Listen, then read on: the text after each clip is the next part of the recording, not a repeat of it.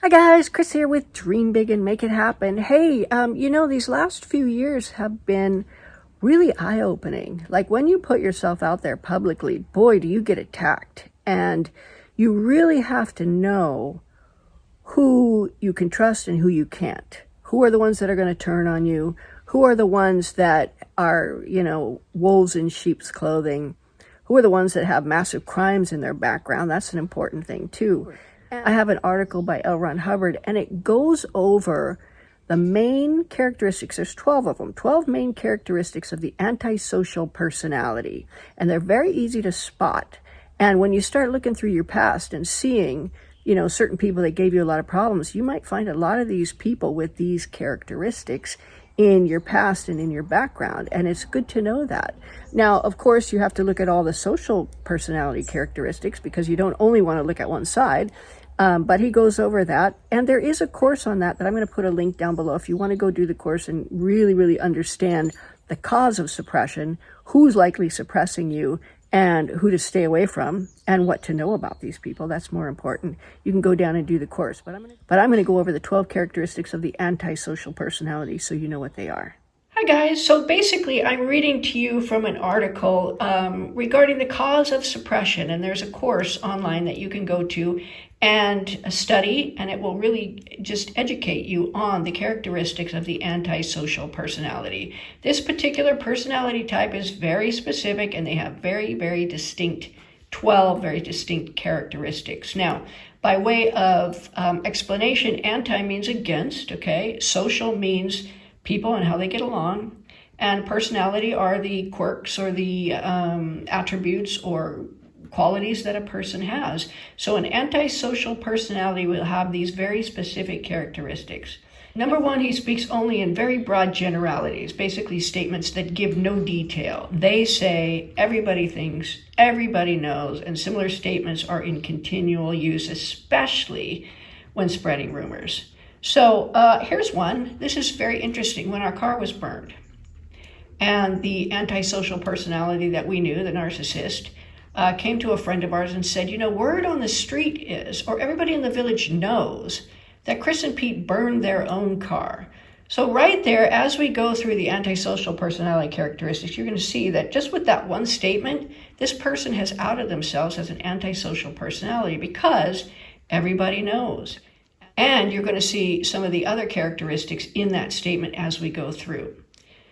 So, number two, the person deals mainly in bad news, critical or hostile remarks, invalidation, making someone seem wrong or less worthy, and general suppression or actions that make others fail and keep them down. There is no good news or compliment passed along by such a person. So, in my own particular experience and observation, you could say, well, that person did compliment me, but how did you feel after that compliment? Did you really feel complimented? Was it a backhanded compliment? Was it some compliment that really was a dig, kind of disguised? That's something you want to look for. Also, in my observation, is these people tell me for my own good, you should really tone it down, Chris.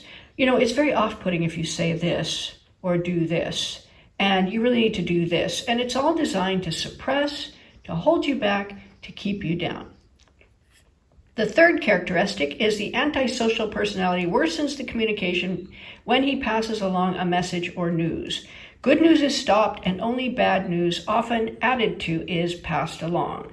Such a person also pretends to pass along bad news, which is actually invented by him. Okay, so let's go back to the statement by our narcissist. Well, everybody in the village knows that Chris and Pete burned their own car in order to blah, blah, blah, blah.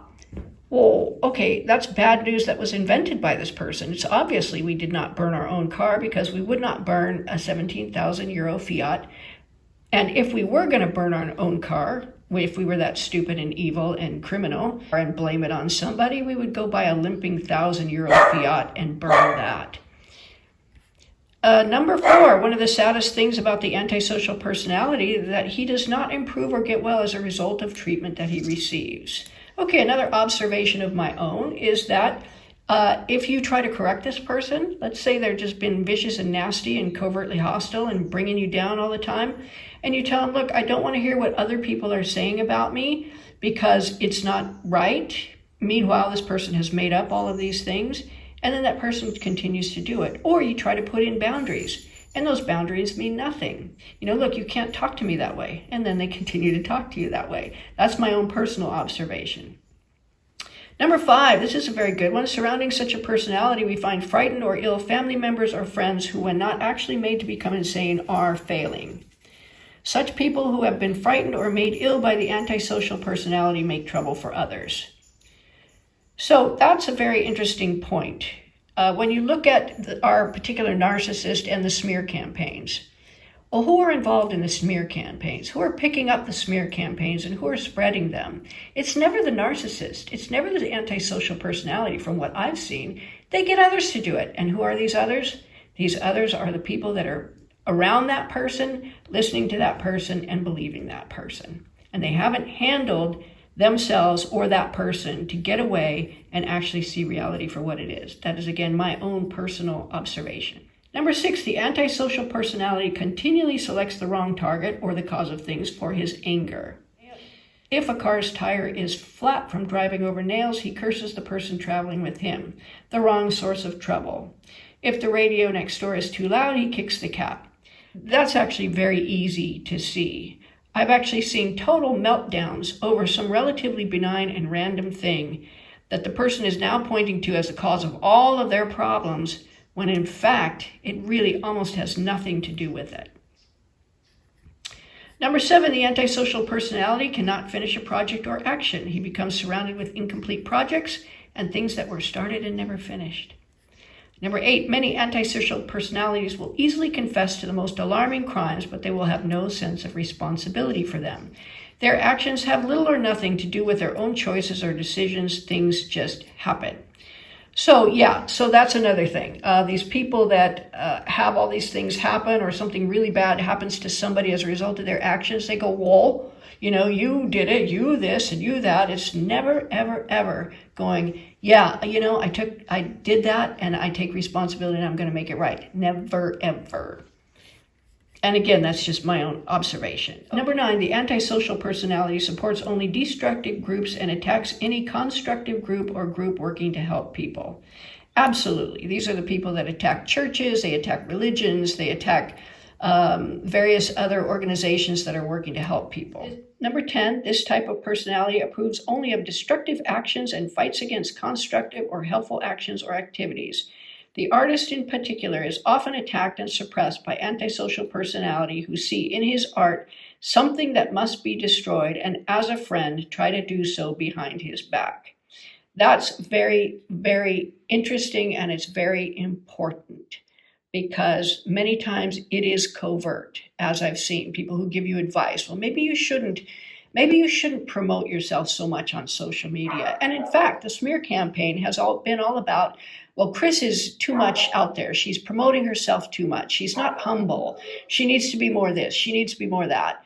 And it's like, well, you'll only be happy if I just go disappear and nobody buys my art and nobody comes over here and nobody watches my channel. That'll make you happy. Well, guess what, sweetheart? That ain't going to happen. Number 11, helping others is an activity that drives the antisocial personality nearly insane. Activities that destroy in the name of help, however, are closely supported. Now, that's very interesting because the attacks that we've had on us, all we're doing is trying to get people to dream and create their dream and come over and buy a property and be happy, be a part of a good community. And the ones who are really trying to stop us are the ones who just cannot have that in the universe. They have to destroy it. It's an obsession. Now, let me point out one thing about us, okay? We basically put up this YouTube channel. We love our village. We've been trying to promote it a lot. And it's really interesting that every single time I publish anything on the channel that is positive, like, oh, we've got our nonprofit. Oh, we bought the olive mill. Oh, we had a concert and we put it on the village. Every time I put something on the channel about some success that we have achieved as a group, I get attacked. And I get attacked by the same people every single time. That tells you something. Number 12, the antisocial personality has a bad sense of who owns property and thinks the idea that anyone owns anything is a lie made up to fool people. To him, nothing is ever really owned. Well, let's take that a step further, because the biggest problems we've had in our situation have been people who not only property, but our work product, our clients, our influence, our social media. They feel very, very entitled for us to promote the hell out of them with no exchange coming back. And that was really the basis of this particular narcissist in the first place, was to take over our clients. So those are the 12 steps with a lot of my own personal situation woven into it. But I want you to be aware of that, because the more you become known about, especially if you're doing something good and you're promoting it on a channel or on any kind of social media or even in life, you're going to find these people. They're going to sniff you out. So you need to know, and you need to be able to handle them accordingly. And stay tuned, because I'm going to do more of these on this channel here, because if you're watching on Dream Big and Make It Happen, you're probably a person that reaches out to try to help people a lot. And I want you to be protected with knowledge and with tools to handle it. So there you go, guys. The link is down in the details section to the course. You can go read this all for yourself and make your own determinations. And I'll see you next time.